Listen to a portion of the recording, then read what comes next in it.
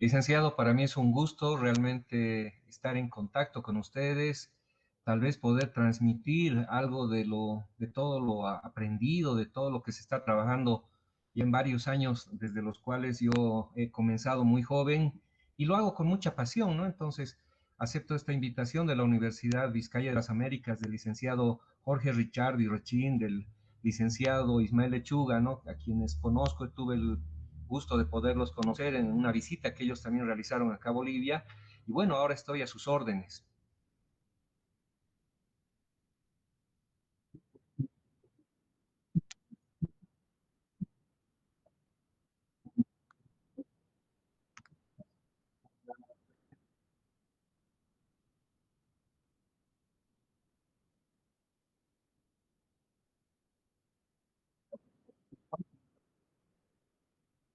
Bueno, vivimos en una época bastante interesante, diría yo, porque las personas que han nacido en mi generación han comenzado a entender lo que era la tecnología de una manera distinta a la que la hicieron nuestros padres en la década de los 50 y 60. Yo ya soy de una generación posterior de los 70 y 80, época en la cual hablar de tecnología no significaba más allá de algunos cuantos aparatos electrónicos y electrodomésticos. En este caso, la educación, que es el ámbito en el que yo he desarrollado todo mi accionar, básicamente siempre me he centrado en la parte de la docencia, nos ha ido mostrando bastantes avances. Si bien las personas antes optaban por ir a una biblioteca, recurrir a libros, todas estas personas tenían que tener dentro de sí un carácter muy apasionado por la lectura. Nosotros entendemos que la tecnología ha venido desarrollándose desde la década de los 70, de los 80, con gran fuerza. Hubo un gran auge en la década de los 90 y los 2000 hubo una explosión con la incursión del Internet, además que entendemos todos, nos ha llegado a unificar como entre lo que sería el mundo como tal, entre países, hemos logrado tener una gran conectividad. Esto no ocurría, reitero, en la década de los 70 y 80. En los 70 y 80, ¿qué hacíamos las personas para comunicarnos? Tal vez esto sea algo ajeno a las nuevas generaciones. Teníamos que escribir una carta a mano, irla a depositar al servicio postal, al servicio de correo, enviarla por diferentes medios de comunicación, sean trenes, barcos, aviones y demás. Pero bueno, la tecnología, reitero, en la década de los 80, de los 90, nos ha ido mostrando que el Internet nos permitía transmitir este tipo de información y estas tecnologías de la información y de la comunicación han entrado de una manera en la cual las nuevas generaciones no las han llegado a ver como algo ajeno, ¿no? Las han ido asimilando muy rápidamente. Más bien diría yo que las generaciones antiguas son a las que más les ha llegado a costar. Entonces, la incidencia que se tiene en temas de tecnologías de la información y comunicación desde la década de los 80, 90, 2000 ha sido muy acelerada. Los dispositivos electrónicos han surgido con mucha fuerza. Empresas grandes como Sony, Samsung, LG, Huawei, que son las que han llegado a nuestras regiones, al continente americano, han sido las que más hemos llegado a conocer. Sin embargo, hay muchas otras marcas, Hitachi, existían marcas aparte de Hitachi que llegaban con tecnología moderna, pero tal vez no llegaban con el idioma en español, los manuales en español. Habían formatos de transmisión distintos. Puedo citarles un ejemplo en el tema de lo que es el Internet, perdón, el tema de la tecnología antes de la Internet. Nosotros veíamos películas no como lo hacen ahora los jóvenes a través del Internet, con Netflix y muchas otras plataformas, sino lo hacíamos a través de los cassettes que venían en unas cintas que contenían toda la información y necesitábamos de diferentes accesorios, diferentes dispositivos que nos permitan ver todo este tipo de material producido en Asia, en Europa y en otras latitudes del planeta. Entonces, nosotros en América y en mi caso nosotros en Sudamérica nos veíamos limitados a poder tener no toda la información con la que hubiésemos querido tener, a diferencia de lo que ocurre hoy, que ya lo vamos a ver más adelante, cómo ha ido esto cambiando. Entonces, ese impacto ha sido sustancial, porque las clases magistrales que se brindaban eran básicamente a través de una pizarra. Allá en México nosotros podíamos ver, y para que nos venga a la mente el concepto, lo veíamos al profesor Girafales, una serie muy mexicana y muy latinoamericana, donde todavía se veían las clases impartidas en una pizarra con una tiza, un pequeño pedazo de GIS, que le llamamos, que nos permitía marcar en una pizarra. Posterior a eso, claro, tenemos a venir los marcadores y demás, pero esa incidencia, reitero, ha hecho de que esta tecnología permita a los estudiantes de antes y de ahora entender de que cuando uno desea aprender un algo debe recurrir. El volumen de información con el cual cuentan actualmente los jóvenes es mucho mayor. Para nosotros era tener que ir con una credencial a una biblioteca, por favor, quiero prestarme un libro, y nos prestaban el libro a un intercambio de una credencial que hacía de que la institución que nos prestaba el libro pueda tener la certeza de que se les iba a devolver. Hoy en día ya pedir un libro es muy difícil. Yo ya no veo a los estudiantes cargar la clásica mochila llena de cuadernos y libros. En este caso, los estudiantes, ¿qué hacen? Agarran la mochila, llevan la laptop o llevan algún otro dispositivo tecnológico, inclusive tienen ya proyectores de, de imágenes para sus accesorios muy pequeños, muy compactos. Reitero, los vamos a ver un poco más adelante, pero esa tecnología ha comenzado a tener mucha fuerza, y más aún en el campo de la educación. Entiendo que la Universidad de Vizcaya, una de sus carreras importantes allá en Morelia, en este caso, es la carrera de educación. Entonces, ahora hay que repensar en que sean los maestros los que primero se deban estar actualizando con las nuevas tecnologías, las nuevas herramientas que ofrece el Internet, y dejar esos modelos clásicos que se tenían mucho más antes, en los cuales solamente se podía uno apoyar, reitero, en los libros, en metodologías escritas a mano, escritas en una pizarra, para poder hacerse entender con los estudiantes, y además, por sobre todo, generar el interés, la curiosidad que pudiese tener un estudiante para aprender un algo. Adelante, por favor. Es bien tradicional, pues se hablaba mucho de las tizas, se hablaba mucho de los pizarrones, como usted bien dice.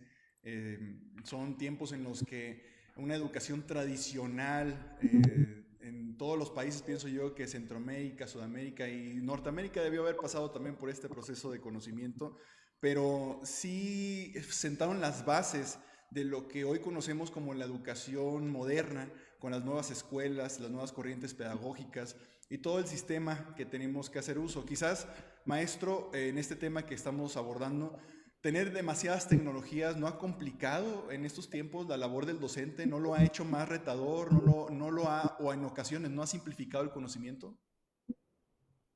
Bueno, es un reto, ni duda cabe que es un reto para todos los que impartimos clases, para todos los docentes, el de tener que acceder. He visto en algunos casos de colegas que los estudiantes saben mucho más en temas de tecnología de lo que saben realmente los docentes. Entonces, los cursos de actualización básicamente son impartidos más a los docentes que a los estudiantes. Vamos a ver más adelante también un poco en lo que va de la exposición que estamos realizando, de que existen nativos digitales y existen migrantes digitales. Vamos a entender quiénes son esos nativos y quiénes son esos migrantes. Entonces, la simplicidad en la educación es algo fundamental. La simplicidad en la educación ha permitido además ahora entender de que también hay conceptos transversales en educación. ¿Quién puede enseñar a ser médico? Otro médico. Pero para que ese médico sepa enseñar a los demás médicos, también tiene que tener la cualidad de docente. ¿Quién va a enseñar a los arquitectos a construir las obras? ¿Será un profesor? No, va a ser otro arquitecto que debe tener los dotes de maestro, de docente, para poder hacer que los nuevos profesionales entiendan bien lo que es la profesión, muy ligada evidentemente a todos estos procesos y transformaciones tecnológicas.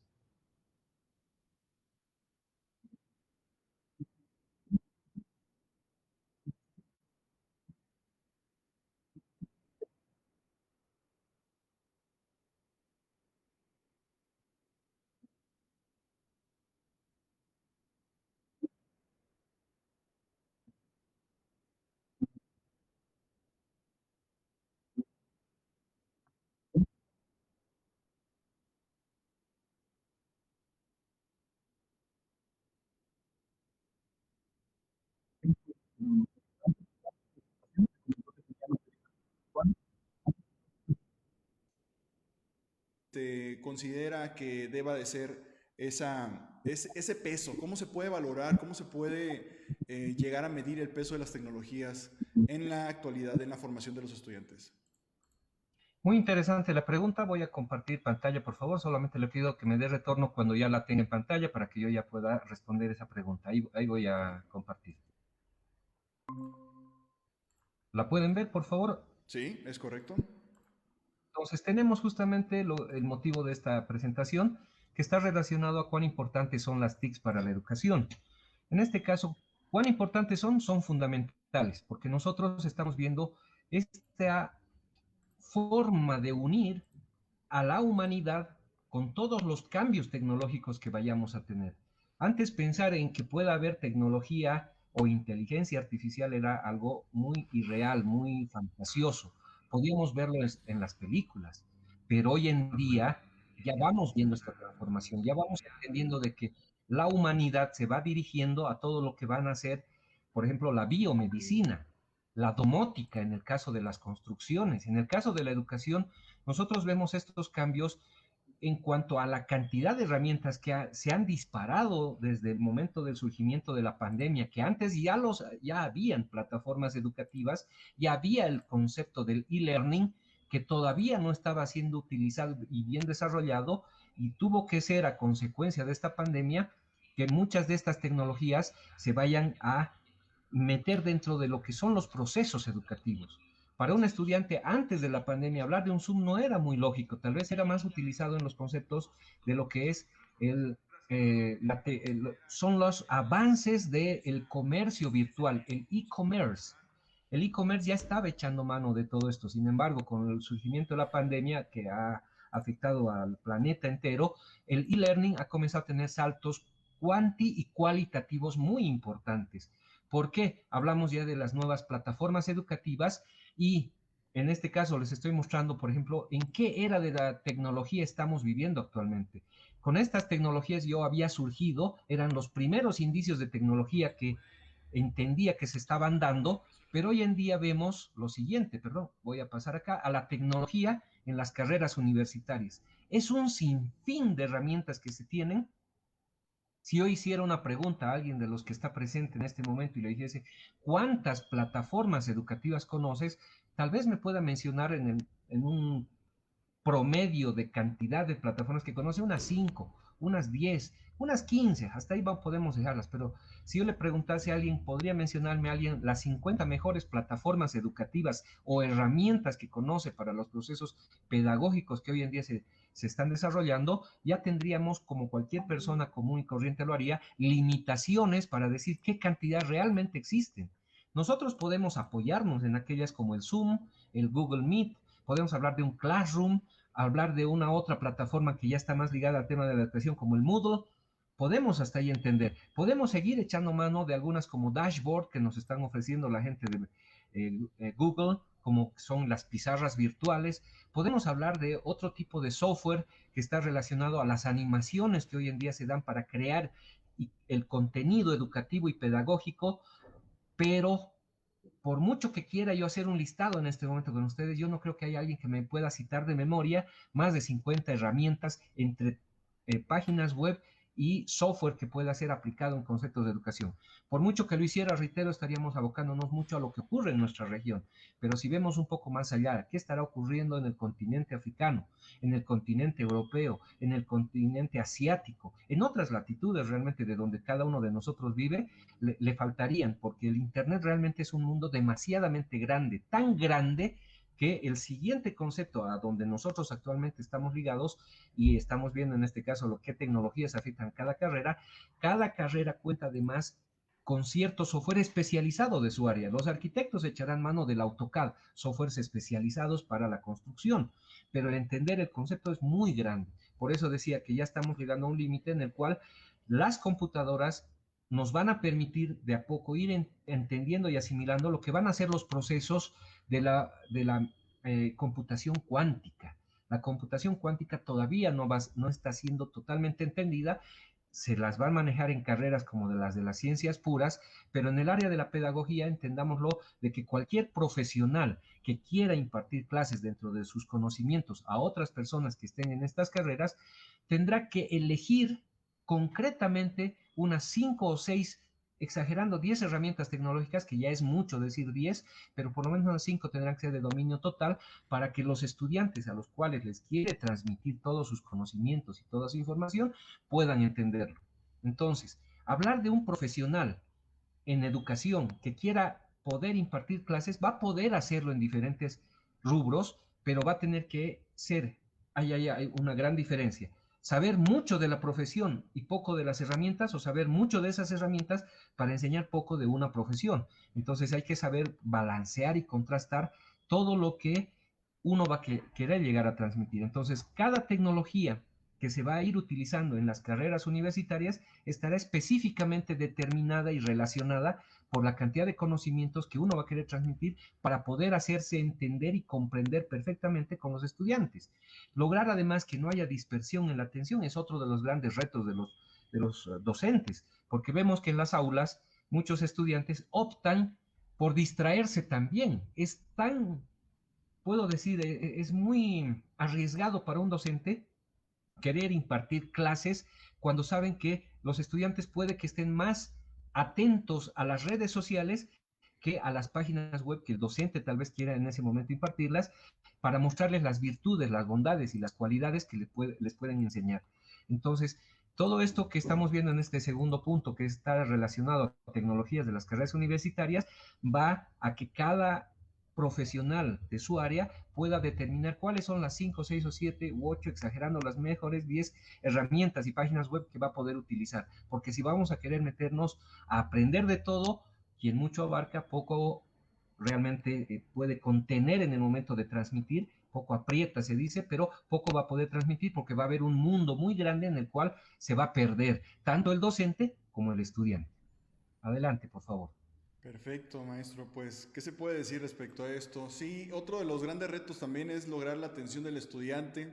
Aquí viene lo que muchos autores llaman que la educación es una labor no recuerdo exactamente el parafraseo, pero es una labor artística, es contrastado con la labor de moldear de manera manual las mentes de los estudiantes en una visión tradicional, claro está. Pero hoy en día se trata precisamente de tener que usar las tecnologías que son como distractores, como parte de los aliados y herramientas que tenemos al día de hoy. Maestro, entonces, la cuestión ahorita que abordaba justamente en la diapositiva que estamos viendo, las ventajas y las desventajas de la tecnología en la educación, ¿cree que en algún momento vamos a hacer uso de estos distractores del celular, que antes se manifestaba un problema en el salón muy recurrente, que a los estudiantes les sonaba el teléfono, sonaba el timbre, y de repente el docente perdía la noción de la clase o se distraía?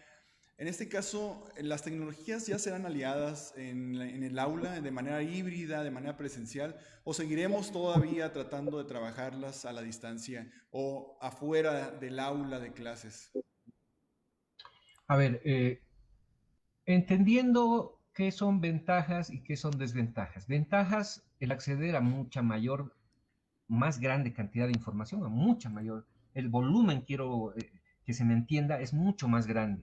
En vez de recurrir a un parafraseo, a una cita, a un determinado concepto que nos quieran hacer entender, a través de las tecnologías vamos a poder acceder a muchas más. Entonces ahí hay una gran ventaja porque el cerebro humano va a poder contrastar, va a poder llegar a entender mejor todo lo que está llegando a ocurrir. Entonces, ese volumen no tendrá que sobrepasar el límite de lo que se está planteando en un determinado momento respecto a un concepto, pero sí le va a dar un mejor panorama de otras realidades, de otras figuras, de otros conceptos teóricos que son muy importantes en el momento de aprender. Como desventaja, reitero, estamos de nuevo entrando al mismo punto de que el estudiante, porque cuando nos abocamos a un aula entendemos que hay un docente con 20, 30, 40 o 50 alumnos, más de ello yo considero ya antipedagógico, pero bueno, estamos hablando de un promedio. Entonces, ¿qué desventaja? Y es un docente contra 30, 40 o 50 personas que están tratando de aprender. Una desventaja es de que el maestro no pueda contener el interés de todos los estudiantes, y las grandes desventajas surjan desde ese punto en que el estudiante se disperse, pierda la concentración, y no solamente el docente. Entonces, en este caso, hay ventajas y desventajas que deben ser manejadas con mucho criterio, con mucho, usted mencionó la palabra, con mucho arte. El que es docente debe saber a qué alumnos les va a poder realmente facilitar la información y a qué alumnos los va a comenzar a perder. Pero el momento que detecte que los está perdiendo, para no ocasionar que estos alumnos queden en desventaja en relación a los que sí quieran aprender, deba nomás lograr se puede decir, un equilibrio muy importante para que los estudiantes casi de manera conjunta, en ese volumen que uno tiene de un 80-90%, puedan entender. El ideal para todos es que el 100% lo entiendan, pero también la tentación de recurrir a esas redes sociales que están ahí a la mano, donde uno puede estar hablando con las personas. Y bueno, esa es otra de las grandes desventajas, la dispersión de la atención en el estudiante puede ocasionar de que no esté prestando la atención respectiva. Antes el tomar apuntes era algo fundamental, que es otra ventaja que se tenía antes en un cuaderno. Pero la ventaja de hoy en día es que además el estudiante o nos puede grabar el audio o nos puede grabar en el video. Una desventaja para muchos docentes está que sabemos que es parte además de la personalidad que puedan tener los estudiantes, que puedan tener ese material y volverlo a repetir, volverlo a escuchar, volverlo a comprender la cantidad de veces que sea necesaria para entender lo que se le está tratando de transmitir, pero también entendemos de que es parte también de la psicología de los seres humanos, puedan utilizar ese material, como ya han surgido muchos casos en diferentes universidades, donde los estudiantes utilizan ese material, recurren a ciertas otras plataformas de distracción y generan muchas veces estos denominados bloopers o TikToks y demás, donde pueden generar situaciones graciosas. Yo ya he dejado de tener esa falsa prerrogativa de que el estudiante al entrar a clases deba tener el celular apagado. Yo considero más bien, y los reto a mis estudiantes, a que cuando entren al aula con celular encendido en función proactiva, de que lo que ellos vean en el Internet, donde pueda surgirles dudas o donde quieran transmitir y compartir con los demás compañeros del aula sus conocimientos, lo puedan hacer. Lo que sí les digo es, el reto está en que ustedes mismos no se distraigan. En las universidades privadas, además, yo les hago el siguiente reto. Cuando entras tú a una película a ver al cine, no entras al cine para ver tu película habiendo pagado un boleto para después ponerte a compartir en redes sociales, porque si no, ¿para qué entras al cine a ver una película si te vas a distraer? En la universidad haz lo propio. No entres a distraerte, no entres a perjudicarte, porque si no es como entrar al cine y no prestarle la atención correspondiente a la película. Entra y aprende, entra y pregunta, entra y hace el reto para ver hasta dónde tú puedes demostrarte que la carrera que has elegido es la carrera que realmente te apasiona. Entonces logramos dinámicas educativas muy agradables, muy interesantes con los estudiantes, que comienzan a uno a preguntar esas dudas en las que se sumergen en el momento de estar aprendiendo un algo y contrastándolas además con muchas otras carreras. Entonces vemos esas ventajas y vemos esas desventajas. También es importante entender de que antes el conocimiento nos entraba por mucha lectura. Hoy en día considero que los conceptos educativos entran más por la mucha práctica. Cuanto más practican, mejor. He visto a colegas docentes que les ha costado mucho el poder realizar al principio de la pandemia las transmisiones de clases online. Sin embargo, con el pasar del tiempo, todos estos estudiantes han podido además colaborar con los docentes para que las clases sean mucho más interactivas. La producción que se puede hacer a través de una computadora para la presentación de una tarea es mucho más dinámica, es mucho más entretenida, porque ellos recurren, son generaciones que se apoyan mucho en los procesos gráficos. La gente hoy en día entiende más a través, ¿qué es el TikTok? ¿Qué son el Instagram? ¿Qué son tantas nuevas plataformas donde nos ofrecen pequeños videos de 1, 2, 3 minutos, exagerando? Creo que ni siquiera he visto en TikTok, no soy muy afecto a esas redes, pero no he visto conceptualmente que existan videos muy extensos. Cuando entramos incluso a plataformas como YouTube, los youtubers hoy en día se están volviendo grandes maestros desde el punto de vista de que saben generar un contenido de calidad. Y cuando me refiero a calidad, específicamente me refiero a que saben generar la atención de las personas. Para un docente de la década de los 80, el pensar de que 100, 200, 300, 500, 1000, 10,000 personas a través de los medios de comunicación lo conozcan era fabuloso. Pero entender de que hoy en día por el YouTube hayan youtubers, los que están en este caso, voy a citar que cualquiera de ustedes traiga a su mente al youtuber que más le guste, que le enseñe un algo, puede ser un curso de idiomas, puede ser un curso de manualidades, puede ser un poco de investigación científica y también aquellos que hacen entretenimiento, pero que lo sepa captar. Estamos hablando de maestros de esta era que pueden llegar a tener millones de suscriptores, pueden tener 1, 2, 3, 4, 5, 10 millones de suscriptores, que hablando mentalmente y trayendo a la mente cuánta cantidad de gente sería esa, es increíble pensar que se pueda tener esa cantidad de estudiantes. Hay docentes que realmente se han apoyado mucho en este tipo de plataformas como YouTube, que son audiovisuales, y que realmente enseñan. La gente está presta al momento en el que les vayan a enseñar un algo más. Yo sigo mucho, por ejemplo, algunos médicos mexicanos que con un lenguaje no tan protocolar, sino con un lenguaje mucho más fácil de entender, pueden explicar procesos médicos de una manera mucho más agradable y que realmente llegue a una gran cantidad de gente. Entonces, cuando yo pienso en suscriptores, pienso casi de una manera similar en estudiantes, en alumnos que están aprendiendo un algo de ese maestro que les está impartiendo un determinado conocimiento, un determinado saber. Y esas personas que llegan a agarrar esos conceptos, también veo cómo los ponen en práctica, que eso es fundamental. Cuando el alumno pone en práctica lo que cualquier tipo de docente le enseña, es súper importante. La filosofía oriental, ¿qué decía concretamente? Que una persona en el momento que quiere trascender un poco más allá de sus límites y de sus curiosidades y conocimientos, debe recurrir a un maestro. Ahora, el maestro no es el que lo sabe todo, es aquel que lo motiva a querer saber más. Por eso se dice, ¿quién puede ser el único que supere al maestro? El buen alumno. El buen alumno que pueda llegar tarde o temprano a superarlo al maestro. ¿Por qué? Porque el maestro solamente lo ha guiado. El maestro no es el que le va a enseñar el todo. Cada estudiante debe seguir su propio camino, debe buscar sus nuevos horizontes y no estancarse. A mí me da mucha pena hablar en estas sociedades tecnológicas de personas mayores que optan por las zonas de confort. Una zona de confort es aquella en la cual entramos, nos sentimos cómodos, nos sentimos seguros y ya no queremos ver más allá de los horizontes qué nuevas novedades se pueden encontrar, qué nuevos retos se pueden encontrar, qué nuevos caminos se pueden encontrar. Entonces, reitero, estas ventajas y desventajas tienen que ser muy bien equilibradas para que en carreras como la de la educación, estas tecnologías sirvan para ese propósito fundamental de saber guiar a un estudiante.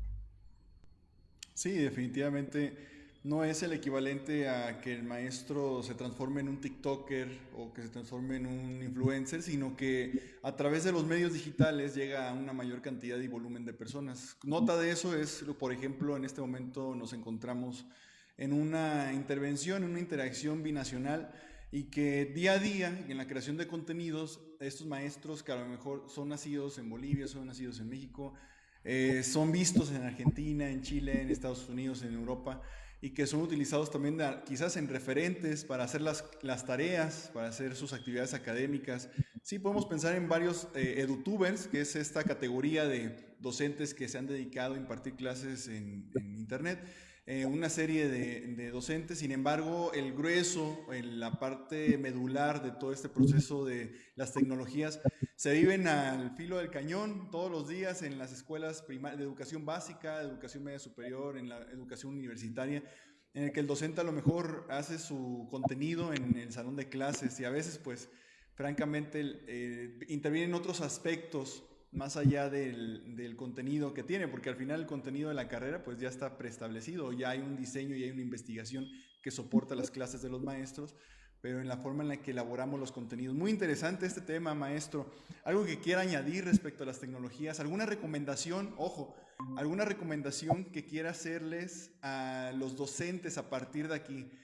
Ya hablamos desde el enfoque del estudiante, pero el docente, ¿qué tiene que entender o qué tenemos que entender como profesores, como profesionistas del área de la educación, para poder nosotros motivar a nuestros estudiantes a observar nuestra clase, a finalizar la clase? Perfecto, bueno, acá en Bolivia la experiencia nos va mostrando de que habiéndonos allá apoyado en estas tecnologías de la educación, los docentes han comenzado, no todos, pero hablo de sí un gran porcentaje, de sentir inseguridad en el momento de transmitir a través del Internet de manera masiva. Entonces, ¿qué tienen que hacer los colegas? Porque ya no puedo decir que solamente el docente pueda ser aquella persona mayor con mucha experiencia, porque hay casos de estudiantes que apoyados en estos saltos cuantitativos que ha tenido la tecnología, se vuelven maestros. He visto a docentes pedir el apoyo a los estudiantes para poder entender y poder realizar e impartir sus clases. Entonces, no cabe duda de que no es una recomendación, no soy quien yo para recomendar, pero sí he sido parte de todo este proceso en el cual, por ejemplo, acá en Bolivia, la Universidad Mayor de San Andrés ha visto por conveniente de echar mano y el de replantear aquellos currículos de aquellas carreras que ya se estaban quedando en desventaja ante el surgimiento de nuevas carreras. Porque antes podíamos hablar de carreras como arquitectura, medicina, derecho, ciencias políticas, ciencias de la educación, que eran carreras que se apoyaban mucho en solamente conceptos tecnológicos. Pero yo hoy en día le pregunto a ver a aquel licenciado en economía que ha estudiado en la década de los 80 y 90, cómo se encuentran hoy en día las tendencias en cuanto a inversiones de las principales transnacionales relacionadas, por ejemplo, a la tecnología. Parece una pregunta muy compleja, un poco trabajada, elaborada, pero yo veo a jóvenes que hoy en día recurren al Internet no solamente para procesos distractivos, sino que están muy pendientes de la información que surge y con esta ventaja del Internet que pueden estar conociendo lo que ya está relacionado a la cadena de datos, a los blockchain, que está relacionado al Big Data, el Big Data que es ese volumen de información que ya se maneja en el Internet. A aquellos jóvenes que están entendiendo bien qué son los conceptos de la Deep Web, que es la Deep Web. Para aquellos que son conspiracionistas será pues el lado oscuro del Internet, pero la Deep Web también existe para aquellas grandes potencias que están mucho más relacionadas a procesos económicos y políticos, por donde se puede transferir información dentro de un nivel que no es de acceso común a todas las personas, al grueso común de las personas, sino a aquellas personas que sí están entendidas en que mientras las personas estamos pensando en procesos más distractivos, hay otro conjunto de personas mucho más pequeño que está transfiriendo información. Por eso tengo en la pantalla a esta persona donde se puede ver dentro de una ciudad que hay una red que no la vemos, que no la escuchamos, que si no fuera a través de dispositivos tecnológicos como tablets, celulares, computadoras, no van a poder desarrollar muchos de los trabajos que debiesen hacerlo. Eh, yo cuando hice investigación de periodismo en mi carrera en la comunicación social, me llamaba mucho la atención lo que eran los mercados bursátiles. Entender, por ejemplo, mercados bursátiles que existen en Europa y en Norteamérica era algo fascinante, pero lo veía de una manera muy teórica. Hoy en día uno accede a plataformas que hacen esta labor donde puede ver lo que está ocurriendo no siquiera hora a hora, no siquiera minuto a minuto, segundo a segundo, a tiempo real. ¿Cuánto están subiendo las acciones de Apple? ¿Cuánto están subiendo las acciones de IBM? ¿Cuánto han bajado las de Tesla? ¿Cuánto están vendiendo los de Disney Plus, que ahora están con la venta de canales de televisión por streaming? si sube, si baja, si Netflix ha tenido una caída importante. Necesito algo más ahí, cuando recientemente este futbolista Lionel Messi, que es conocido a nivel mundial, argentino, él que está viviendo mucho tiempo, ha vivido en España, ha hecho esta transferencia desde España hasta Francia para cambiarse del equipo Barcelona al Paris Saint-Germain. La gente dirá, pues un futbolista más se cambió, es que es Messi, pero no, esa es la noticia deportiva, eso es lo que ocurre con la persona, pero cuando nos miramos por detrás de este hecho que ha sucedido, podemos ver de que un equipo ha perdido millones de dólares y otro ha ganado millones de dólares, y hay gente que invierte en este tipo de situaciones y que por la transferencia de este jugador, mientras los demás nos sorprendemos solamente por la transferencia de un jugador que va a ir a un equipo a meter goles o a ser parte de un determinado equipo, por detrás de todo esto el marketing ha movido millones y millones de dólares, ha ocasionado que mucha gente pierda dinero y mucha otra gente gane dinero. Entonces la economía por detrás de todos estos, de estas situaciones es impresionante. Lo que está ocurriendo en Afganistán, por ejemplo, ahora, para muchos será algo atroz, visto desde un punto de vista sociológico, antropológico, político, pero por detrás los aspectos económicos que priman para situaciones que van relacionadas a un proceso bélico, a un proceso que puede llegar a ser confrontación entre potencias, entre países, y qué es lo que está ocurriendo con los recursos naturales que están por detrás. Es un mundo que muchas personas no lo ven porque vemos la esencia de la información, perdón, vemos la apariencia de la información y no vemos la esencia de la información. Eso es un elemento al cual hay que tenerle mucho cuidado. Entonces, cuando yo hablo de qué incidencias tendrán estos cambios tecnológicos en las futuras generaciones, es que los que estamos relacionados al campo de la educación debemos entender que por detrás de lo que es una apariencia hay una esencia que va a transformar mucho. Algo que no se les debe estar ocurriendo tanto allá en la parte norte de nuestro continente, allá donde están ustedes en México, en Norteamérica, en relación a lo que está ocurriendo acá en Sudamérica, debe ser algo similar, tal vez no idéntico, pero similar, por ejemplo, en los efectos del cambio climático. Nosotros vemos inundaciones, vemos, en algunos casos sí han habido uno que otro terremoto, pero a donde yo apunto es, por ejemplo, en el incremento de la temperatura del planeta y cómo esto va a afectar a ciudades, a grandes capitales, a países, en el tema del incremento de la temperatura y cambio climático que va a afectar. Vemos esas noticias que nos pueden llamar la atención. Se inundó Italia, fuertes lluvias cayeron en Alemania. Otra vez, reitero, noticias que vienen muy de apariencia, pero la esencia que está por detrás está ocasionando que muchas de estas tecnologías vayan a tener que pensar en cómo la humanidad va a poder vivir de aquí a un futuro. Para mí de chico era imposible pensar que yo iba a vivir con una máscara, una mascarilla para poder vivir y no llegar a ser contagiado por un sinfín de virus que puedan estar ocurriendo actualmente. Pero las generaciones futuras, ¿cómo lo van a ver? Usted me preguntaba al principio de esta charla, ¿qué es lo que va a ocurrir con la educación? ¿Nos quedaremos con las clases online? ¿Serán híbridas? ¿Volverán todos a las clases?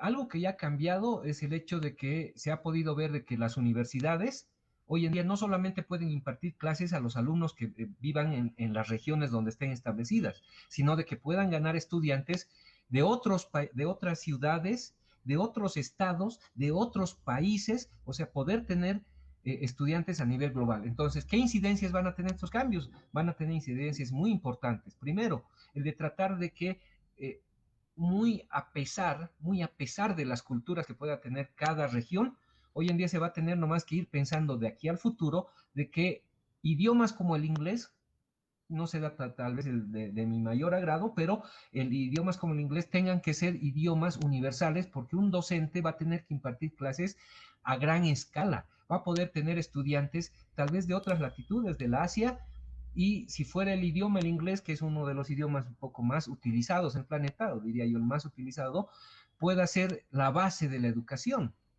Hablar de tecnología, lo propio, para decir de manera general, a ver, ¿quién en este momento me puede desarrollar, no una presentación en PowerPoint, porque bajo aspectos pedagógicos, decir que una presentación deba ser realizada de manera rápida, todos rápidamente podrán traer a colación lo que es el PowerPoint. Pero yo les digo, a ver, del aula, ¿cuántos van a hacer su presentación en PowerPoint? Levantarán la mano la mayoría.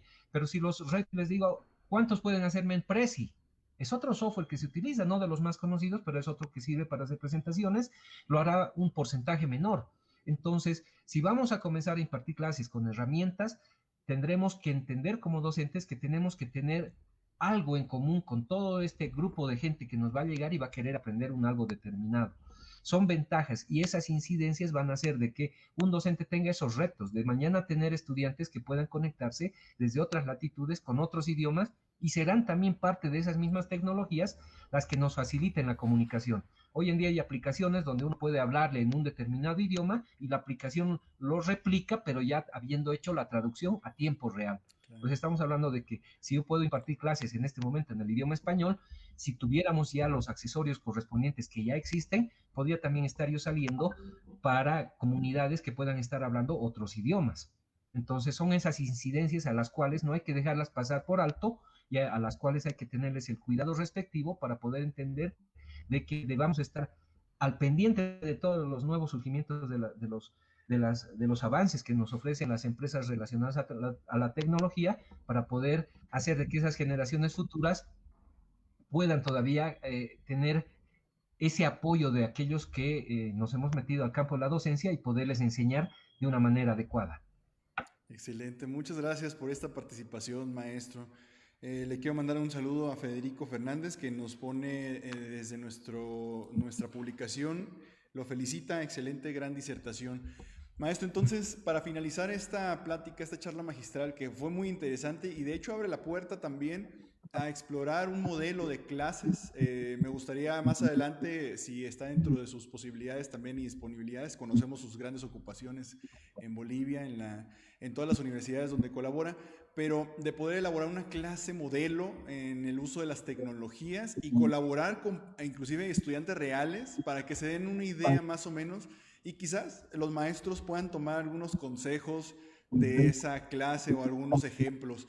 Entonces, no hay una recomendación clara para poderles dar a una comunidad de docentes que día a día se prepara, pero yo creo que el consejo global es: perdámosle el miedo a las tecnologías, perdámosle el miedo a explorar nuevas plataformas educativas y a dominar las que existen actualmente, porque en Google Meet, Zoom constantemente se están actualizando e incorporan nuevos plugins, nuevas aplicaciones también al interior de las plataformas que justamente fortalecen la práctica del docente. Usted acaba de hablar un tema muy intrigante también, las economías, nada es gratis, ¿no? Si es gratis, entonces el producto es otro, pero el hecho también de invertir en las tecnologías, de invertir en algo no tangible, ¿no? Una aplicación que me cuesta, pues ¿para qué voy a invertir en algo que no tengo, que no uso, que no como, ingiero?